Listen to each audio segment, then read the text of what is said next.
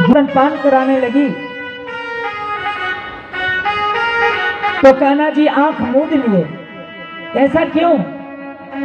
क्योंकि प्रभु जी किसी नारी के ऊपर जानबूझ के देख करके प्रहार नहीं करते, हत्या नहीं करते। फिर क्यों किया?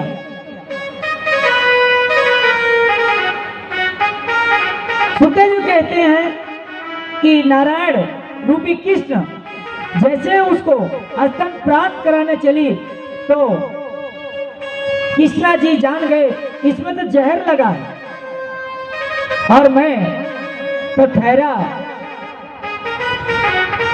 श्री हरि विष्णु अवतारी कृष्ण, मैं जहर नहीं पीता। कौन पीता है मैया? जरा हाथ उठा के बताएं, जहर कौन पीता है? जोरदार तालियां होनी चाहिए इनके लिए भाई, बहुत अच्छा नाम दिया। भगवान कुछ ऋषियों का मत है कि औरत महिला को देखकर आंख नहीं मूंदे। मूंदे क्यों? कारण कि जहर पीने वाले देवादिदेव महादेव हैं और अपने इष्ट को अगर मनाना है, अपने गुरु के चरण में जाना है या कोई भगवान को स्मरण करना है, इन काम क्रोध मद लोभ वाली आंखों को बंद कर लीजिए। तीसरे नेत्र से उनका त्रिलोचन त्रिलोकीनाथ का दर्शन कीजिए। इसलिए कान्हा जी अपने आंखें जब उनके सामने जहर आया तो बाबा भोलेनाथ का आह्वान करते हैं, हे प्रभु आप आ जाओ, आपका प्रसाद मेरे पास आ चुका है। आपका प्रसाद, क्योंकि बाबा भोलेनाथ आदि और अंत हैं। श्री हरि विष्णु भगवान तो पालनहार हैं, सबकी रक्षा करते हैं। लेकिन भगवान भोलेनाथ वहां अदृश्य होकर के पहुंच जाते हैं और उनके मुख और तलुए में विराजमान हो जाते हैं और जाकर के कंठ में विराजमान होते हैं। कलश मुखे विष्णु हो, कलश में मुख भाग में यानी अपने मुख में, हर मनुष्य के मुख में विष्णु भगवान का वास होता है। कंठे रुद्रे समासिता मूले तो ईशो ब्रह्मा, तीनों देव आ गए यानी ब्रह्मा विष्णु महेश। मुख में विष्णु, कंठ में रुद्र और हृदय में ब्रह्मा जी। जब तीनों देव साथ में त्रिकाल दृष्टि हो गए तब पूतना क्या, हजार पूतना लाखों करोड़ों आ जाए फिर भी कन्हैया का कुछ नहीं बिगाड़ सकती, कुछ नहीं बिगाड़ सकती। इसलिए कहना है जो भरोसा किया है कभी भगवान उसके भरोसे को टूटने नहीं दिया। सारे बंधन नियम को तोड़कर श्री हरि भक्तों की रक्षा की है। भक्त वत्सल है वो भगवान। उनके मुख में बैठकर देवादिदेव महादेव सारे जहर को निचोड़ लिया। बोला प्रभु आप जहर को पीजिए, मैं तो दूध पीता हूँ, मात्र दूध पीता हूँ। नंद गोपाल के घर में गौआ माता की दूध पीता हूँ। इसीलिए हमारे बांके बिहारी लाल नंद गोपाल लड्डू गोपाल दूध पे मोहित हो जाते हैं। दूध चाहिए।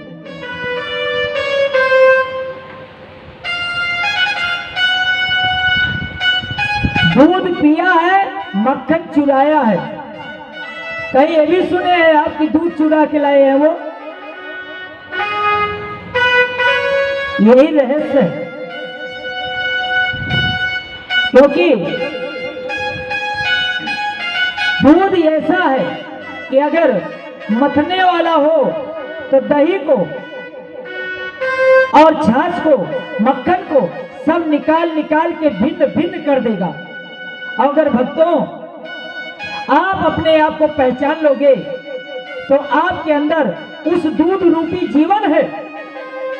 बांके बिहारी लाल आपकी रक्षा कर रहे हैं। आपके अंदर घी, मक्खन, दूध सब कुछ व्याप्त है। लेकिन मथनी मरने के लिए आपको खैलन की जरूरत है। खैलन की यानी खैला रूपी सत्संग की जरूरत है, जो कि आपके सब चीज आपको दिखा देगा। राधे राधे बोलना पड़ेगा आपको। जय श्री राधे। हर व्यक्ति, हर जीव यज्ञवान है, गुणवान है। इसलिए कहना है कि आप अपने आप को अज्ञानी कभी न समझें। सत्संग में रहें, बड़े बुजुर्गों का सम्मान करें। आप एक दिन जरूर सम्मानीय बनेंगे। इस प्रकार से भगवान जब सारे दूध को ग्रास कर गए तो पूतना जी ने कान्हा जी को साथ में लेकर गगन मार्ग में उड़ गई। और गगन मार्ग में जब उड़ती चल रही है तब, क्योंकि उसको सारे दूध खींच के पी रहे हैं और स्तनपान कर रहे हैं, कान्हा जी पकड़ के रखे हैं, कह रहे हैं, चिल्ला रही है, कान्हा मुझे छोड़ दो। एक बार बोला तो उसको वैकुंठ से मुक्ति मिल गई। दूसरी बार बोला, जब वो बोली कि मुझे कान्हा जी छोड़ दो, तब उसको स्वर्गलोक से मुक्ति मिल गई। अब भगवान सोच रहे हैं इसको अब क्या करूं। ये सारे लोगों से मुक्ति लेते चली जा रही है। अंतिम क्षण बचता क्या है, जब लास्ट में वो बोलती है तीसरी बार की, कान्हा मुझे छोड़ दो, मुझे बड़ी पीड़ा हो रही है। तब कहते हैं अब इसको ये पुकार रही है कि इसका उद्धार कर दूं। वो लोक में भेज देते हैं, पूतना को वो लोक में भेज देते हैं। और वहां पर कंस के मथुरा के द्वार पे जाकर एक वृक्ष के ऊपर गिरती बहुत, और वहां जोर धमाका होता है और उसके साथ में जितने वृक्ष हैं वो भी गिर जाते हैं। जब गिरते हैं तो आवाज आती है और कान्हा जी उसके पेट पर बैठ करके अपनी बाल लीला कर रहे हैं। और बाल लीला कर रहे हैं तो इतने पर भगवान की सेवा करने के लिए वहां पर सब लोग, कुछ गोकुल की महिलाएं देखती हैं तो आके घर पे बताती हैं और गोपियां वहां प्रकट रूप हो जाती हैं। और आकर गोपियां का जन्मोत्सव कब मनाया गया, जब पूतना का वध हुआ। क्योंकि गोपी कौन थी, जितने ऋषि मुनि तपस्वी थे वही नारी का रूप धारण करके आए थे गोपी, और बाबा भोलेनाथ के साथ में गोकुल में आके विचरण कर रहे थे। वो समस्त पुरुष तत्व थे और जितनी गोपियां थी रास खेलने के लिए गोकुल में आई और उनको बड़ी पीड़ा हुई। वही गोपियां जाके यशोदा मैया को बोलती है कि तुम्हारी मति मारी गई है। इतनी मन्नत लेने के बाद हम लोग यहाँ पर बालक हुआ और ऐसे लापरवाही से छोड़ देती हो, कोई भी उठा ले जाता है। माता कहती है नहीं, अब नहीं छोड़ूंगी। और वहां पर गोपियां कहती हैं कि इसको ना जाने क्या क्या खिलाई पिलाई है और उसका कहीं नजर लग गया होगा, इतना श्रृंगार किया था। तो श्रृंगार करके बच्चे को रखोगे तो कोई भी आके हाथ लगा दिया। गोपियां लोग गाती हैं कि सांवले सरकार कि इतना श्रृंगार अच्छा नहीं होता और श्रृंगार करके जाओगे तुम्हें नजर लग जाएगी। माता जी कहती है कि इसको बांके बिहारी लाल कि इतना श्रृंगार मत करो कि कोई भी देखे नजर लगा दे पूतना की तरह। तेरी मंद मंद मुस्कनिया पे, तेरी मंद मंद मुस्कनिया पे बलिहार प्यारो जो, बलिहार प्यारो जो। तेरी मंद मंद मुस्कनिया बलिहार प्यारो जो, बलिहार प्यारो जो। मंद मंद मुस्कनिया पे, तेरी मंद मंद मुस्कनिया पे बलिहार प्यारो जो, बलिहार प्यारो जो।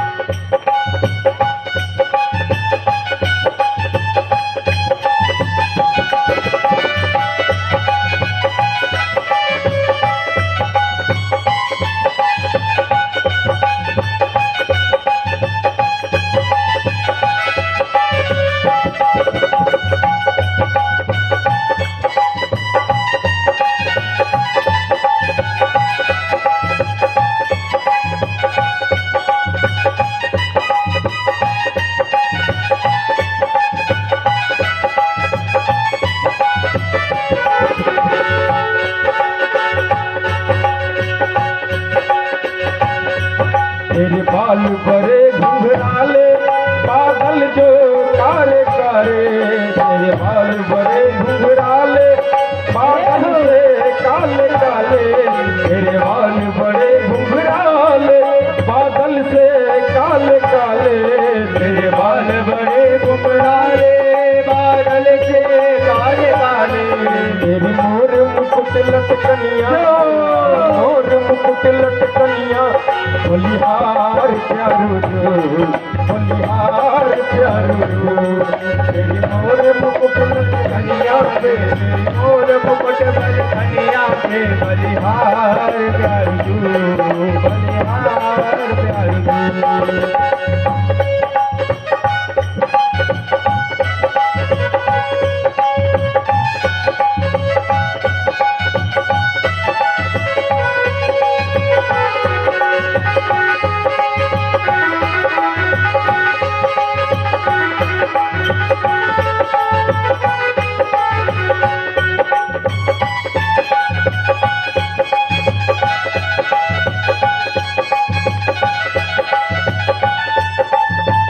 हरि बोल।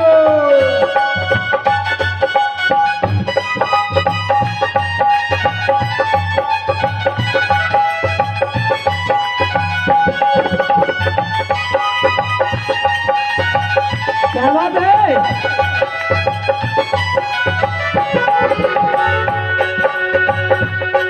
तेरी चाल अजब मतवाली लगती है प्यारी प्यारी, तेरी चाल अजब मतवाली प्यारी प्यारी। तेरी चाल अजब मतवाली लगती है प्यारी प्यारी, तेरी चाल अजब मतवाली लगती है प्यारी प्यारी। तेरी चाल अजब मतवाली लगती है प्यारी प्यारी, तेरी चाल अजब मतवाली लगती है प्यारी प्यारी। तेरी पायल की झनकार पे, तेरी पायल की झनकार पे बलिहार प्यारो जो, बलिहार प्यारो जो। तेरी पायल की झनकार पे बलिहार प्यारो जो, बलिहार प्यारो जो। तेरी मंद मंद मुस्कनिया पे बलिहार प्यारो जो, बलिहार प्यारो जो।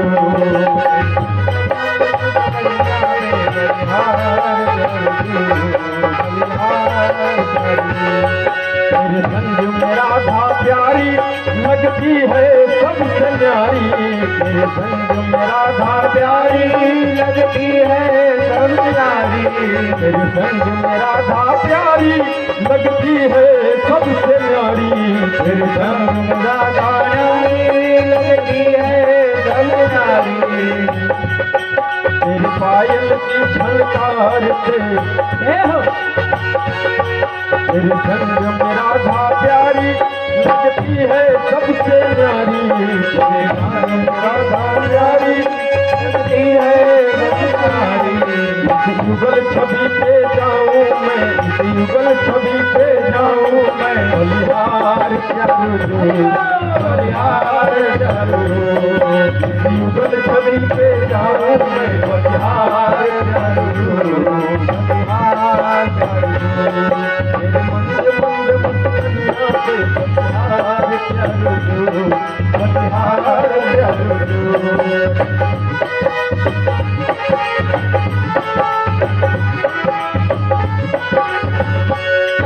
तेरे नैन बड़े कजरारे, तेरे नैन बड़े मतवारे, मटके हैं कारे कारे। तेरे नैन बड़े मतवारे लगते हैं कारे कारे। तेरे नैन बड़े मतवारे लगते हैं कारे कारे। तेरे नैन बड़े मतवारे लगते हैं कारे कारे। तेरी तिरछी सी चितवनिया पे, तेरी तिरछी सी चितवनिया पे बलिहार चारू बलिहार चारू। तिरछी सी चितवनिया पे, तिरछी सी चितवनिया पे बलिहार चारू बलिहार चारू।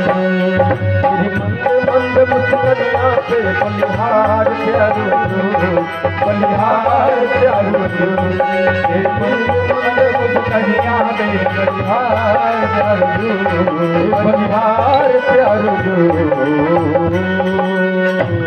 बोले माता जी हरि लाल की जय हो। अब इस तरह माता रानी जसोदा जी अब कह रही हैं कि मैं इनके साथ कभी नहीं छोड़ूंगी। और जब जब यशोदा मैया साथ छोड़ती हैं और नंद बाबा वहां से चले जाते हैं, तभी दुश्मनों का राक्षसों का आक्रमण होता था। इस प्रकार से माता जी नदी किनारे पनघट पे जाती हैं घड़ा लेके पानी भरने के लिए।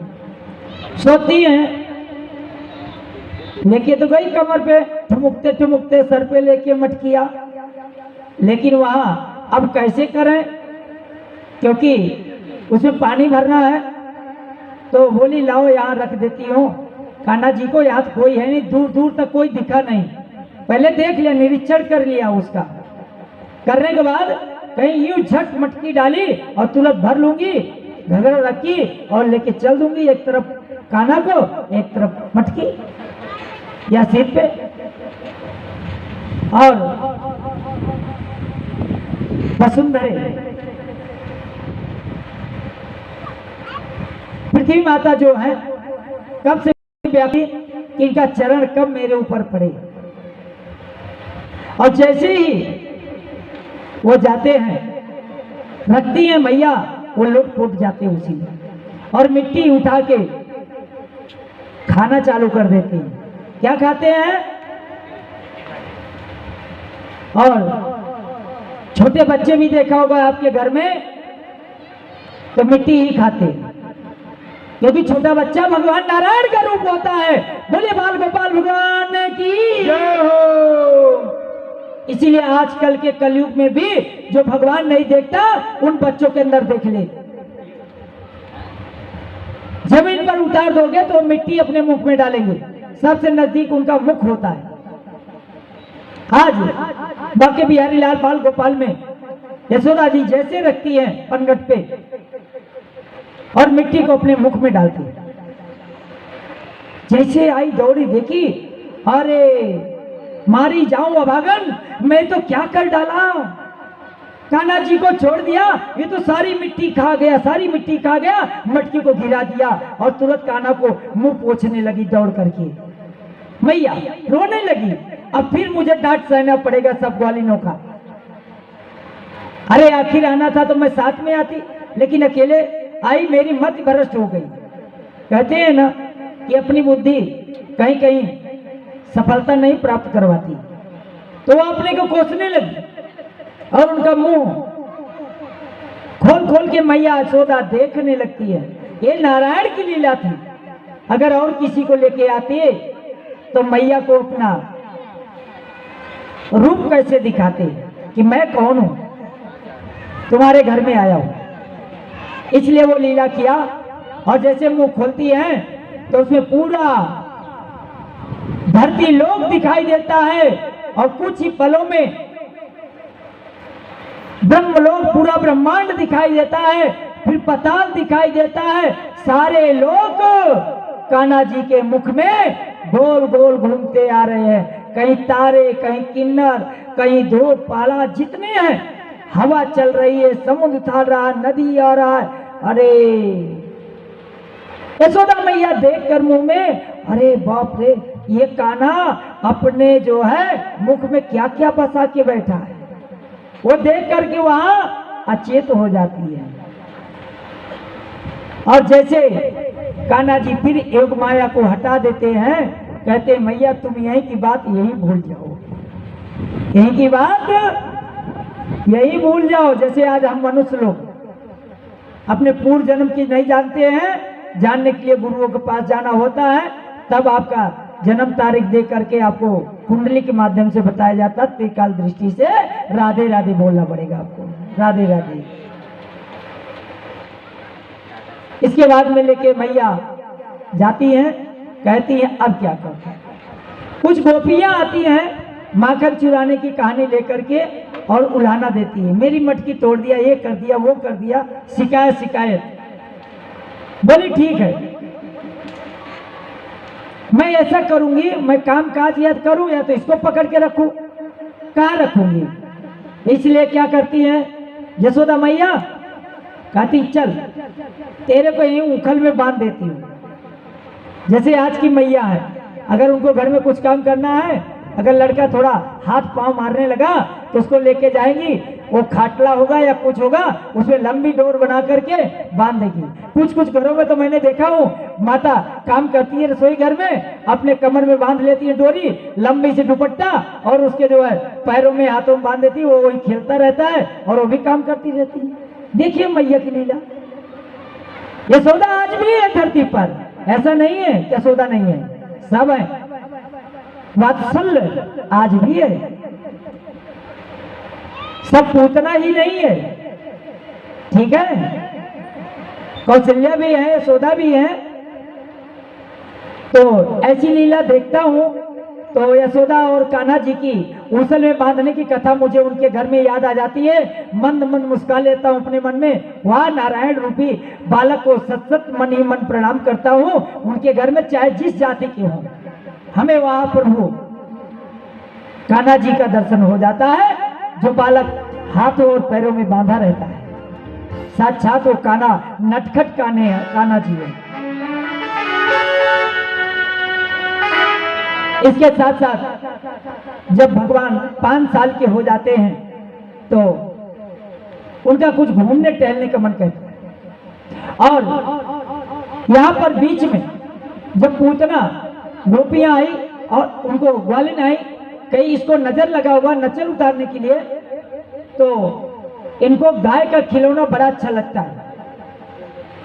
और सारी गैया में एक गाय ऐसी थी कि वो जब तक कान्हा जी का दर्शन न करे कोई भोजन नहीं लेती थी, घास वास नहीं का कुछ नहीं खाती थी, और उनके वियोग में सूखा पत्ता चबाए, और जैसे ये जाए हरी घास खा, हरी भरी हो जाए।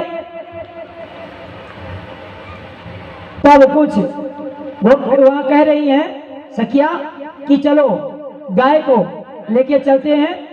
और कृष्ण भगवान की सबसे प्रमुख गाय कौन थी, सब जानते हो ना कि गाय प्रमुख थी, गाय चराते थे, लेकिन सबसे मेन गाय उनकी कौन थी, उसका नाम क्या था, गांगी, जो गोलोक से आई थी, गोकुल में आई थी। और गांगी गाय भगवान नारायण का जब तक दर्शन नहीं करती थी,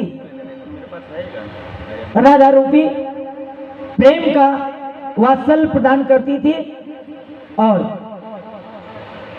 उसका दर्शन करवाने जाती है, और वहां पर उसकी पूंछ को पकड़ाती है, और सब मनाते हैं कि इनका जो नजर हो पूतना ने लगाया हो वो सब गाय की पूंछ में चला जाए। आज भी अगर नजर लग जाती है तो अपने बच्चों को ले जाकर गौ की पूंछ छुला दीजिए और गौमूत्र से छिड़काव कर दो तो उसका नजर उतर जाएगा। ज्यादा घबराने की जरूरत नहीं है, क्योंकि श्रीमद् भागवत जी में कहा गया कान्हा जी का नजर उतारने के लिए गांगी गाय के पूंछ को स्पर्श कराया गया और गौमूत्र से उनको नहला के फिर लाके घर में। और एक कहना और रहेगा कि अगर आप अपने घर में कोई आता जाता व्यक्ति है तो आप एक बार गौमूत्र से पोछा लगा दें और नमक डाल के पोछा लगा दें, आपके घर में किसी प्रकार की बाधा नहीं आएगी। अब भगवान वृंदावन की ओर चलते हैं और माता उनको गोपियों के द्वारा, अब वो गोपियां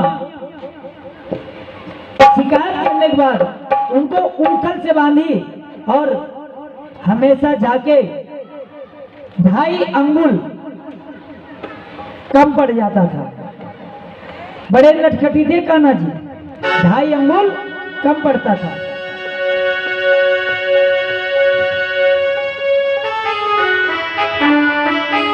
जबकि और जैसे लेके आए तो कान्हा जी मुस्कुरा दे, मैया दूसरे के शिकायत पर मुझको बांध रही हो, बांधो कम पड़ जाए। कहा तू बड़ा नटखटी है, सबको सताता है, हमको भी सता रहा है। एक सखी कहती है कि हे सखी, गोकुल नगरी में मत जाओ, वहां एक जादूगर रहता है जो अपना जादू से सबको मोह लेता है। कह रही है कि अपना मटकी तू संभाल, हो गोरी ना जा जमुना पार, गोकुल नगरी में रहता है कोई जादूगर। तू संभाल, गोरी ना जा जमुना पार, गोकुल नगरी में रहता है कोई जादूगर। अपना